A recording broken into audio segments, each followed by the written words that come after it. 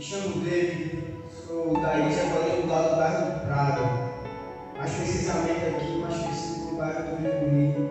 E venho aqui nesta tarde para trazer para vocês uma palavra da parte de Deus, que Deus me tocou no meu coração. Eu vou trazer para vocês algo muito importante da parte dele, que se encontra no livro de Lucas, capítulo 18, a partir do versículo 35, que diz assim: Aconteceu que, ao aproximar-se ele de Jericó, estava um cego assentado à beira do caminho, pedindo esmolas. E ouvindo o tropel da multidão que passava, perguntou o que era aquilo.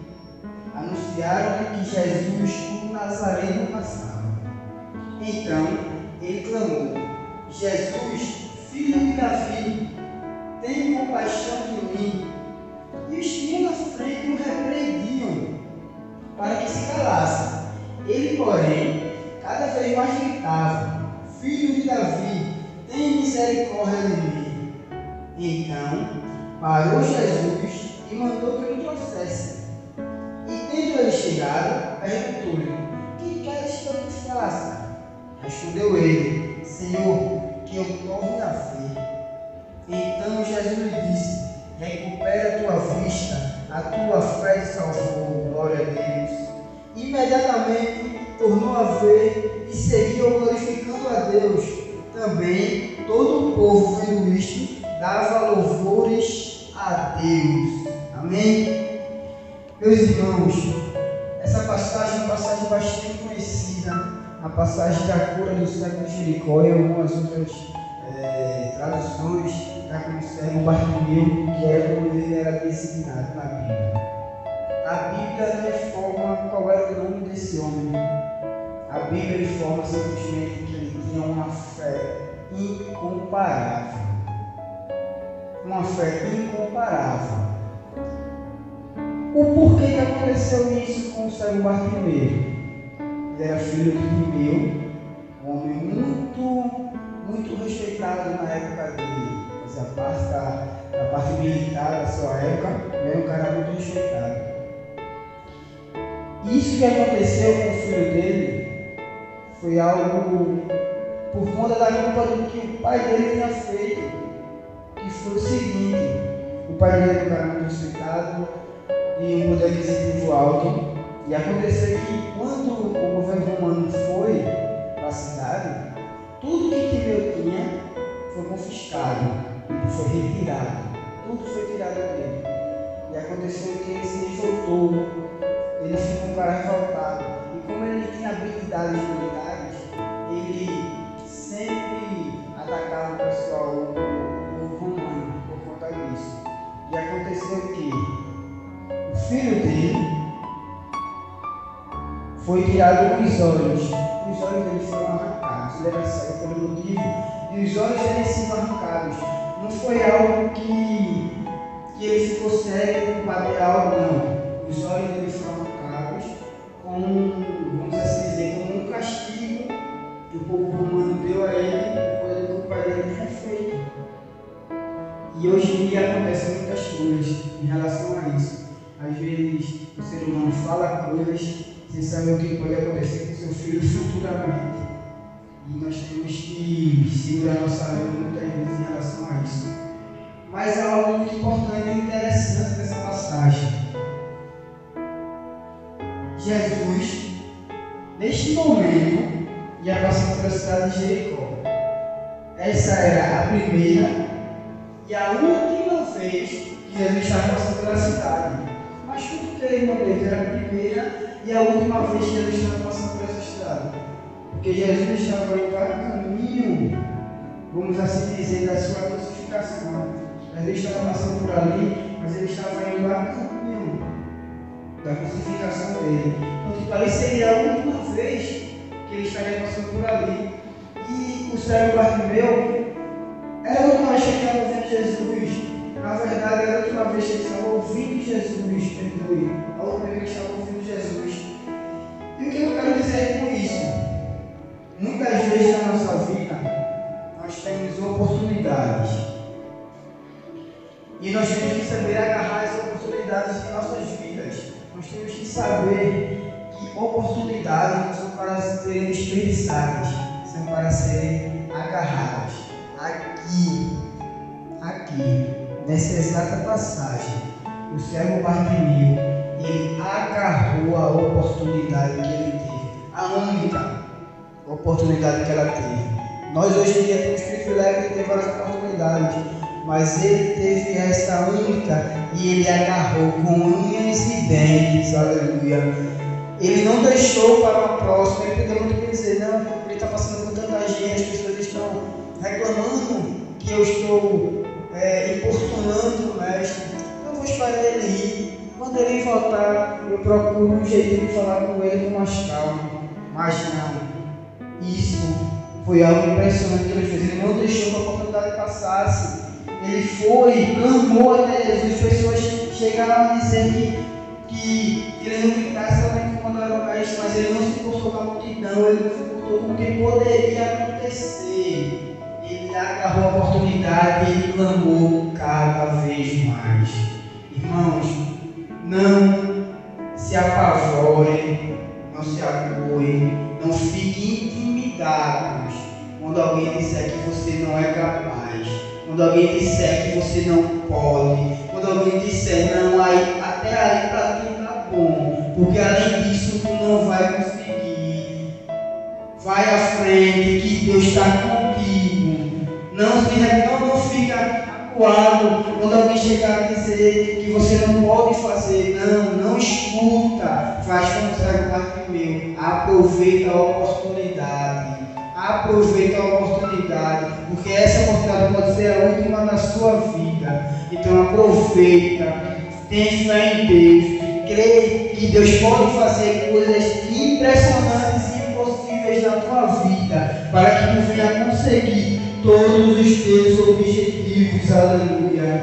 E mais outra coisa que tem interessante nessa passagem aqui, ele não só teve a oportunidade, ele não soube só abraçar a oportunidade que ele teve naquele momento. Ele foi perseverante, independente do que era, independente do que estava acontecendo naquele momento. Ele perseverou, porque as pessoas sempre o repreendiam para que ele se calasse, mas ele não se calou. Cada vez ele falou mais alto, cada vez ele gritou mais alto, para que Jesus viesse a escutar o que ele estava falando, para que Jesus viesse a ouvir o clamor dele. E o que aconteceu? Jesus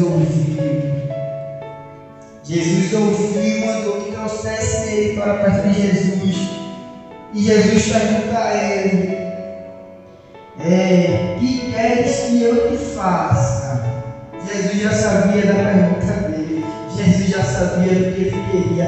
Jesus já sabe o que tu queres. Jesus já sabe qual vai ser a tua pergunta. Jesus já sabe o que é que tu vai falar. Mas ele quer que tu fale. Ele quer que tu converse. Ele quer que tu bote para fora o que tu queres dele verdadeiramente. Aleluia. E Jesus perguntou: o que é que tu queres que eu faça? E prontamente ele respondeu: que eu torne a ver. Aleluia. Mas o mais impressionante aqui, é que Jesus sabia o que ele queria, Jesus sabia o que ele ia perguntar. Mas, se você lembrar do que eu falei antes aqui, ele foi castigado por algo que o pai dele tinha feito. E ele perdeu a visão, não foi por algo de nascença, não foi por algo que um cisco caiu no olho dele e machucou ele e ficou cego. Não. Os olhos dele foram arrancados. Aleluia. Os olhos dele foram arrancados. E Jesus não só deu a visão a ele em relação a só lhe dar a visão, não. Deus reconstruiu o globo ocular deste homem. Aleluia. Deus reconstruiu. E é isso que Deus faz na minha vida e na tua vida. Deus reconstrói. Não adianta que caiu. Não adianta se tu está destruído. Deus reconstrói. A única coisa que tu tens que ter é fé. Fé verdadeira. Confia que Deus vai fazer tudo na tua vida. Aleluia. Às vezes ficamos acuados por achar que estamos agindo errado, somos pecadores sim, erramos todos os dias sim. Mas se pedimos perdão a Deus de coração, se clamarmos a Ele de todo o coração, e de todo o coração nós nos arrependemos, Deus, Ele nos dá a vitória. Aleluia. Não deixe de clamar, não deixe de gritar, não deixe de buscar a Deus verdadeiramente. Não deixe de buscar a Deus, pois Ele tem algo a nos dar. Às vezes nós ficamos até, vamos assim dizer, um pouco com vergonha de falar com Deus e tanta gente pedir. Deus quer que nós falemos com Ele, oração, joelho no chão, perseverança, buscar. Às vezes deixamos de fazer algo para Deus, para fazer algo que venha a satisfazer a nossa carne. Nós temos que aprender a renunciar o nosso eu para fazer para Deus. Muitas vezes nós queremos fazer algo que venha nos agradar, para depois fazer algo que venha agradar a Deus. Mas não adianta, se tu deixou de agradar a Deus naquele momento, para te agradar, e vir agradar a Deus depois, não adianta, porque tu já desagradou. Tu já desagradou. Porque primeiramente, a palavra de Deus diz que buscar primeiro o reino dos céus e a sua justiça, e as demais coisas vos serão acrescentadas. Então, não deixemos de fazer o que é certo para Deus, para fazer o que é certo para a gente primeiro. Primeiramente, vamos buscar a Deus, vamos buscar o reino de Deus, vamos buscar a santidade, vamos buscar ficar perfeitos para de Deus, porque Deus quer a perfeição de nós, porque Ele é perfeito para conosco. Então vamos ser perfeitos, vamos buscar a perfeição, vamos procurar fazer algo para Deus de todo o coração, não vamos fazer por obrigação, não vamos à igreja, não, hoje eu vou domingo para a igreja, hoje é domingo, eu tenho que ir para a igreja da família, eu vou para lá para todo mundo, então eu tenho que ir, vou meter a minha melhor roupa, vou meter meu melhor terno, meu melhor vestido, meu melhor relógio, para chegar lá e eu vou chegar lá arrasando, não. Bote sua melhor roupa para qualquer coisa que você for fazer para Cristo. Se você for evangelizar debaixo do sol quente, bote seu melhor paletó. Se você for pregar na praia debaixo do sol quente, bote seu melhor vestido, seu melhor salto alto, porque Deus merece o melhor. Deus não merece que a gente dê a Ele o bom. Deus merece o melhor. Deus não merece que a gente faça mais, que a gente dê mais a Ele. Não. Deus merece que a gente dê tudo. Pegou? Deus merece a gente ter tudo, não mais. Porque tudo Ele nos dá. Tudo que nós pedimos Ele nos dá. Muitas vezes ficamos frustrados, você vê, poxa, eu pedi hoje a Deus me dá uma bênção, eu quero isso de ti, Deus e tal. Naquele momento Deus não te dá. Aí Deus dá um filho, um irmão teu que se converteu depois que tu há muito tempo depois na igreja, o irmão aceitou a Cristo, Deus foi a bênção que ele queria. Eu falei, poxa Deus, eu te pedi tanto, aquela bênção que eu não me deu, meu irmão se converteu 2 anos depois de mim, já te concedeu a bênção a ele, porque a tua bênção não era para aquela hora, porque tua bênção não era para aquele momento, tua bênção tem que ser dada no momento certo, porque quando Deus te dá a bênção no momento errado, tu acaba se estragando. Glória a Deus. E outra passagem que é muito importante e muito interessante em relação à perseverança, em relação a não desistir, em relação a ter fé. A mulher do fluxo de sangue jazia 12 anos que ela tem uma magia. A mulher tem poder aquisitivo alto, ela é rica, gastou tudo que tinha com médicos para tentar descobrir ou certamente até curá-la. Mas ninguém conseguiu. Mas por que, irmão David? Ela passou 12 anos desse jeito, esperando que os médicos viessem a curá-la. E ela não conseguiu, gastou tudo que tinha e não conseguiu. Porque ela não tinha ainda consultado o médico certo. Aleluia. Ela não tinha consultado o médico certo. O médico certo era o Rei dos Reis, o Senhor dos Senhores, o Mestre dos Mestres, era o Senhor Jesus Cristo. Glória a Deus. E ela também foi perseverante. Ela viu que Jesus estava passando pela cidade. Ela viu que ele vinha passando ali agora com muita gente.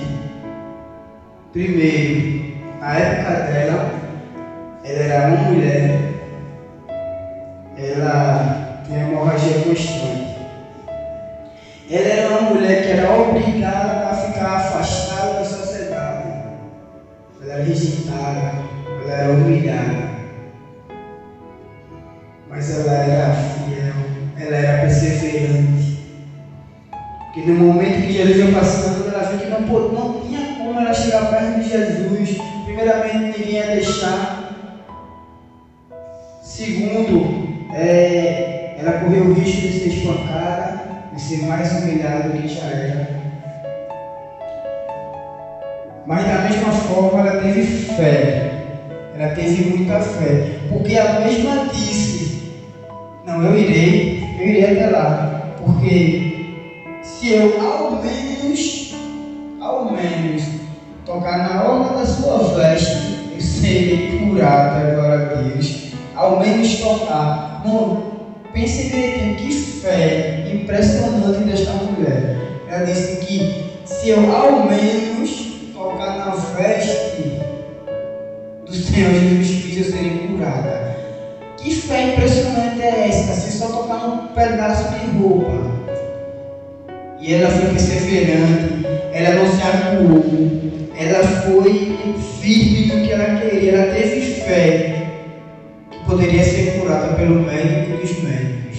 E ela foi, ela não se importou com a multidão, ela não se importou se poderia ser espancada, ela não se importou com nada. Ela foi pelo meio da multidão e tocou nas vestes de Jesus.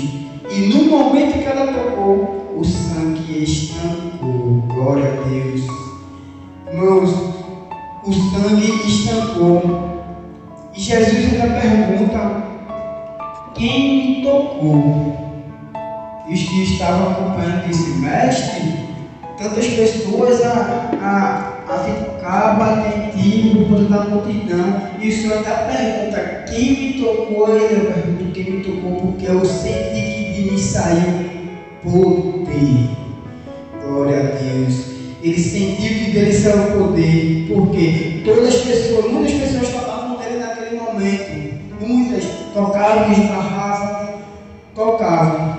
Mas nenhuma tinha uma fé tão grande quanto aquela mulher, porque nenhuma que tocou nele saiu poder que ele não sentiu. Já aquela mulher, ele sentiu sair poder. Mas o que é que você quer dizer nesta passagem do livro? Não, eu não quero dizer, quer dizer a palavra de Deus, que tu tem que ter fé, tu tem que perseverar. Ela perseverou 12 anos, mas perseverou de uma forma errada. Mas ela também perseverou no momento certo, quando Jesus ia passando. Mas o que mais tem nessa passagem no livro? Antes de Jesus passar por ali, Jesus tinha sido consultado por Jairo, um influente, porque sua filha estava doente. E Jairo foi para falar com Jesus. E Jesus estava indo encaminhar a casa de Jairo. Jesus não ia parar para falar com aquela mulher, como ele não parou. Ele estava indo para a casa de Jairo. E o que aconteceu? O que eu quero dizer com isso? Para Deus